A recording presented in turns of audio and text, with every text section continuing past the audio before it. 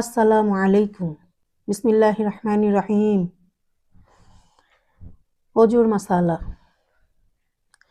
এক অঙ্গ ধুইয়া অন্য অঙ্গ ধুইতে এত দেরি করিবে না যে প্রথম অঙ্গ শুকাইয়া যায়। এরূপ দেরি করিলে অবশ্য অজু হইয়া যাইবে, কিন্তু সুন্নতের খেলাফ হইবে। প্রত্যেক অঙ্গ ধুইবার সময় হাত দিয়া ঘষিয়া মাজিয়া ধোয়াও সুন্নত, যেন কোনো জায়গা শুকনা না থাকে। শীতকালে মলিয়া ধোয়ার বেশি আবশ্যক, কেননা তখন শুকনা থাকিয়া যাইবার বেশি আশঙ্কা থাকে। নামাজের ওয়াক্ত হওয়ার পূর্বেই অজু করিয়া নামাজের আয়োজন করা এবং নামাজের জন্য প্রস্তুত হওয়া ভালো এবং মুস্তাহাব।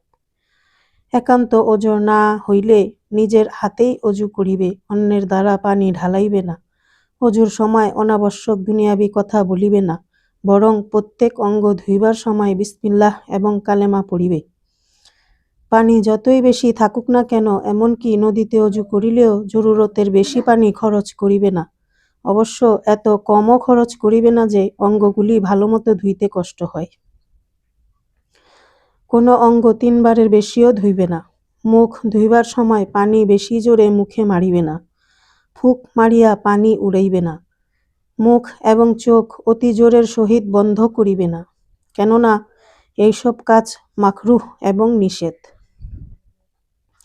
যদি মুখ এবং চোখ এরকম জোরে বন্ধ করিয়া রাখা হয় যাহাতে চোখের পলক বা ঠোঁটের কিছু অংশ ধোয়া হইল না বা চোখের কোণায় পানি পৌঁছাইল না, তবে অজুই হইবে না।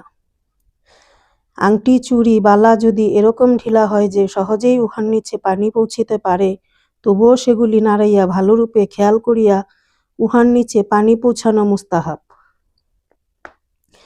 আর যদি ঢিলা না হয় এবং পানি না পৌঁছিবার আশঙ্কা থাকে, তবে সেগুলিকে ভালোরূপে নাড়িয়া চাড়িয়া নিচে পানি পৌঁছানো ওয়াজিব।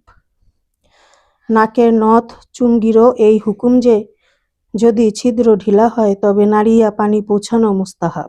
আর যদি ছিদ্র আটা হয় তবে মুখ ধুইবার সময় নথ বালি ভালোরূপে ঘুরাইয়া পানি পৌঁছানো ওয়াজিব। অজুর কিছু মাসালা আজকে আমরা জানলাম। ইনশাআল্লাহ আগামী পর্বে পরের মাসালাগুলো আমরা জানব। আমাদের সাথে যুক্ত থাকুন। আল্লাহ পাক আমাদের সবাইকে আল্লাহর হুকুম নবীর তরিকায় চলার তৌফিক দান করুক। আমিন। আসসালামু আলাইকুম।